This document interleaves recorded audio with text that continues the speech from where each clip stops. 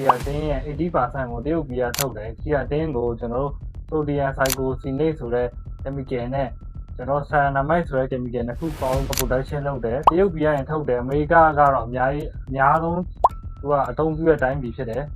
အမေရိကကနေကျွန်တော်တို့တရုတ်ပြည်ရတဲ့ဥစ္စာကိုကျွန်တော်တို့ ကုမ္ပဏီကြီးတွေက flavor တွေအယောင်တွေဆက်ပြီးမှပြန်ရောင်းတယ်နောက်ထပ် 20% ကိုဂျာမနီက production လုပ်တယ်ဘယ်လိုလဲဆိုတော့ကျွန်တော်တို့ဂျာမနီကထုတ်တဲ့ပစ္စည်းဆိုတည့်တဲ့အတိုင်းပဲသူက purity အရန်ကောင်းတယ်အရန်တန့်စင်တာပေါ့နော်အဲ့မှာ Kia တင်း Kia Pure ဆိုတဲ့အဲ့ကျွန်တော် Kia တင်းရဲ့ဘူးအောက်မှာကျွန်တော်ဒစိမ့်လေးပါတယ်နောက်တစ်ခုကကျွန်တော် Kia EA Kia Sin ဆိုတာရှိတယ် Kia EA SYN Sin ဆိုတဲ့ label ဒစိမ့်လေးပါတယ်အဲ့ဒါကလည်းကျွန်တော်တို့ World Anti Doping Dose ကနေလည်းသူတို့ certify ယူထားတယ် CGMP ပေါ့နော် CGMP ဆိုတာလည်းခုနပြောတဲ့ကျွန်တော်တို့ FDA ရတယ် quality ကောင်းကောင်းနဲ့ထုတ်တယ်ဒါပေမဲ့အဲ့အတိုင်းဆက်ပြီးထုတ်လာပေါ့နော်အဲ့တလောဆက်ပြီးမှလည်းထုတ်လာအဲ့ quality တိုင်းဆက်ထုတ်လာဆိုတော့စစ်တဲ့အဖွဲ့ကနေသူက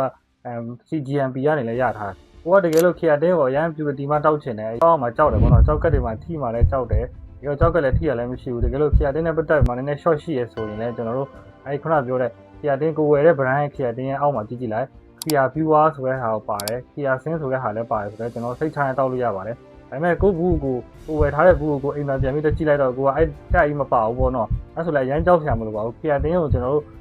စတွေ့ရနှစ်ပေါင်း100လဲကျော်နေပြီမြန်မာပြည်မှာတုံးတာဆိုလည်းနှစ်ပေါင်း20ကျော်30တန်းမှာရှိနေပြီဒါပေမဲ့အခုထိဘာမှလည်းမဖြစ်ဘူးဘာမှလည်း side effect ဆိုတာလည်းအဲ့လိုမျိုးထူးထူးမရှိဘူးအဲ့ဒါကြောင့်မို့ရှိတဲ့ဟာကိုလည်းထပ်ထောက်ပါတကယ်လို့နောက်တစ်ခေါက်ကိုဝယ်ပြီးတောက်မယ်ဆိုရင်ခဏပြောတဲ့နည်းနည်းဟိုမှာ purity ဖြစ်တဲ့ဟာပေါ့ quality နည်းနည်းမြင့်တဲ့ဟာကိုတောက်ချင်ကျွန်တော်ခုနပြောတဲ့ Kia Pure ဆိုတဲ့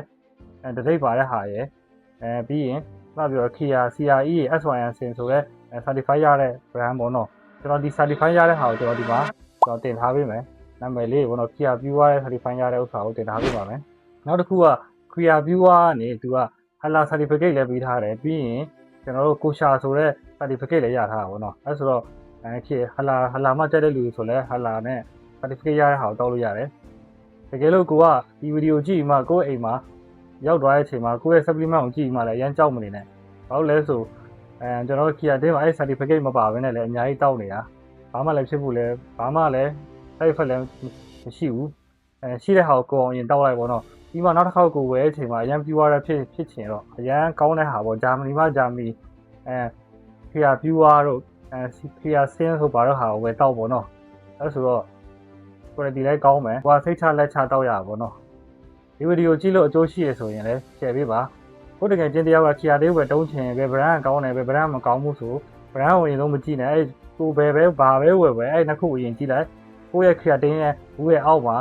Kia Pure ဆိုတဲ့ဟာပါရမယ်နောက်မှလည်းKia CRE SYN Sin ဆိုတဲ့ဟာပါရင်အဲ့ဒါဆိုဝယ်လိုက်တော့ဝယ်ပြီးတောက်လိုက်ပါအဲ့တော့အဆင်ပြေပါlike ဗီဒီယိုကိုလည်း like share subscribe လုပ်ပေးပါအားလုံးကျေးဇူးတင်ပါတယ်